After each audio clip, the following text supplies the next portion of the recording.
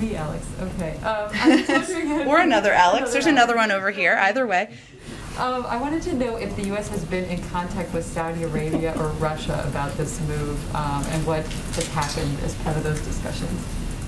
We have been in touch with OPEC member countries. As you know, there's an OPEC Plus meeting coming up next week, and we are certainly aware of that and mindful of that. We've been clear that our preference was producing countries take action, but we were clear we would also use tools, our own tools, to take action, meaning we were asking for an increase in supply, but also made clear in our conversations we would use our own tools as needed. As you know, we're not a party to OPEC Plus, and we, of course, can't speak to them, but we know that the world needs oil supply to meet the growing demand as the world emerges from the pandemic. OPEC Plus has said they will release an additional 400,000 barrels, and our hope and expectation is that they will continue and abide by that commitment when they meet next week. Go ahead, Jeff. The reserve was created for emergency purposes. Does the president believe that this is an emergency of an energy sake or more of a political crisis?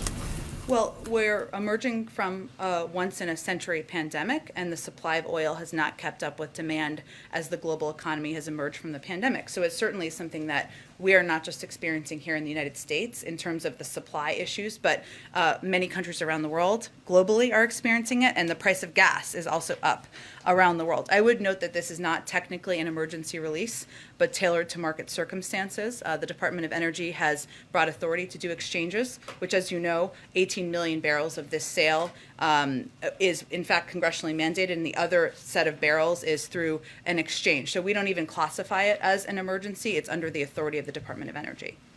But is this being done primarily to try and stave off a political crisis? This is being done in order to use every tool at the president's disposal to lower the price of gas for the American people. And it follows a step he took last week where he sent a letter to the FTC asking them to look into what we see as a concerning trend where there's an increase in supply of oil and not a decrease in the price of gas, something he's asked the FTC to look into because that's not aligned with what our expectation or the American people's expectation should be. Go ahead. Thanks, Jen. Just following up on that, we've heard certainly from some critics who say that this should only be used for supply disruptions. Previously, House Majority Leader Steny Hoyer also said that it should only be used not for the rise in prices, but just a collapse in times of an emergency. What is your response to critics who say that this sets a dangerous precedent? I think our response is that we're emerging from a once-in-a-century pandemic. We're hopeful we're not going to face an emergence from a once-in-a-century pandemic in the future, and that we're using existing authorities, both in the form of moving up the 18 million barrels of sale that is congressionally mandated, and also using authorities that the Department of Energy have, and that as the President of the United States or as the White House or the federal government, we have a responsibility to do everything we can to ease the burden, cut costs for the American people. If there are other proposals out there, we'd be happy to hear them, but the President's going to use every step, use every tool in his toolbox to help address these costs for people across the country. And just one quick follow-up to Monica's earlier question. The White House is not ruling out any possible further action if the prices do not obviously settle down here. Could we possibly see that by the end of the year? Is that off the table?